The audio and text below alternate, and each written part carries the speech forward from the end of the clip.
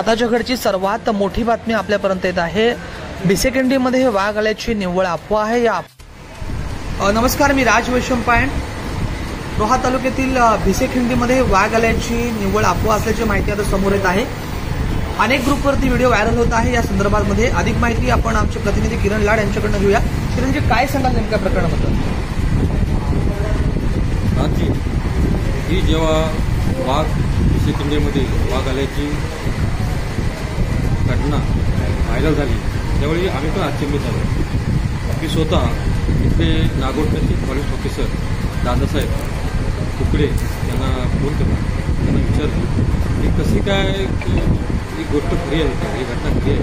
आज खिंडीमध्ये वाघ आला आणि त्या भिसेखिंडीतून आज हजारो लोक तिथे प्रवास करत असतात। आज तिथे रोहा MIDCमध्ये टाटा MIDCमध्ये आज कामाला जातात। ती जाणारी लोक परत येणं जाणारे वाहन त्यांना निश्चित त्या गोष्टीचा कुठेतरी नुकसान होईल किंवा त्यांना कुठे त्रास होईल किंवा ते घाबरतील अशी घटना जर असेल तरी खरी घटना आहे। ते बोलले ही व्हायरल झालेली घटना ही घातांत खोटी आहे, तुम्ही ह्या अफवा विश्वास ठेवू नका असं त्यांनी मला प्रत्यक्षात सांगितलं। प्रेक्षकांना आमचं आव्हान आहे की सोशल मीडियाचा वापर जसं चांगल्यासाठी होतो तसा या अफवा पसरवण्यासाठी देखील होतो।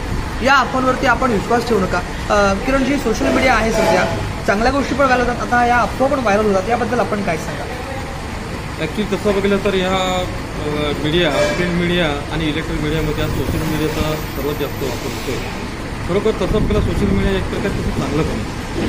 तसं बघितलं तर एकंदरीत त्याचा गैरवापर पण होतो। आत्ताच आपण ही घटना भिसेखिंडीची बघितली, ॲक्च्युली ही घटना कुठली असेल तर ती पण माहिती नाही, परंतु ज्यावेळी आपण या घटना प्रत्यक्षात वनरक्षक फॉरेस्ट ऑफिसचे दादासाहेब यांना विचारल्या तर आपल्याला ती खरं कळलं। तर असे जे सोशल मीडियाचा जे काही गैरवापर होतो तो चुकीचा आहे। ॲक्च्युली तसा सोशल मीडिया हा चांगला पण होतो, चांगला पण आहे। एकंदर कुठे जर खरोखर एखाद्या जंगलामध्ये किंवा एखाद्या धबधब्यामध्ये अशी कुठं घटना झाली तर तातडीने आपल्याला ती सोशल मीडियाद्वारे आपल्याला मदत पण घेता येते त्या संबंधित अधिकाऱ्याची। परंतु अशा ज्यावेळी ह्या घटना असतात ज्यावेळी त्याचं व्हायरल करतात त्याचा एकंदरीत त्रास होतो।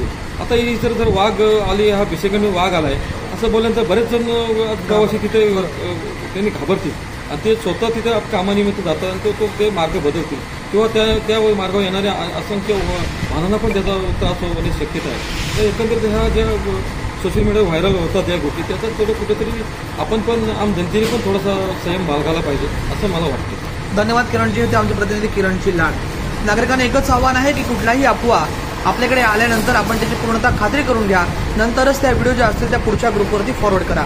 वाघ आल्याची भिसेखिंडीमध्ये निव्वळ अफवा आहे। बीड जिल्ह्याचे याकूब सैयद, राज वैशंपायन, माझा रायगड लाईव्ह, नागोठ टाइम।